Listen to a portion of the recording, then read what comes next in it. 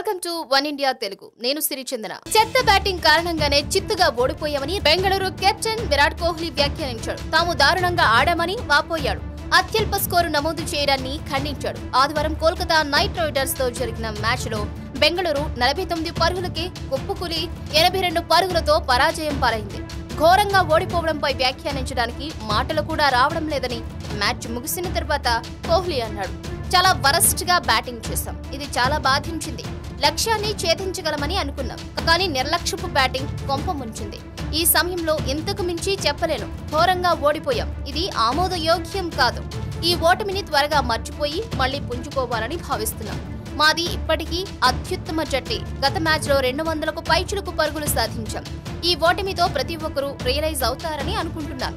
ఈ షాక్ నుంచి బయటపడి ఎవరికి వారు సత్తా చాటాలని కోరుకుంటున్నాను. ఈ టోర్నమెంట్ లో మళ్లీ ఇటువంటి చెత్త ప్రదర్శన చేయబోమని హామీ ఇస్తున్నారని కోహ్లీ అన్నాడు. IPL 10 లో ఇప్పటి వరకు 7 మ్యాచ్లు ఆడిన బెంగళూరు కేవలం 2లో మాత్రమే నెగ్గి పాయింట్ల పట్టికలో చివరి స్థానంలో నిలిచింది. Thanks for watching one India Telugu.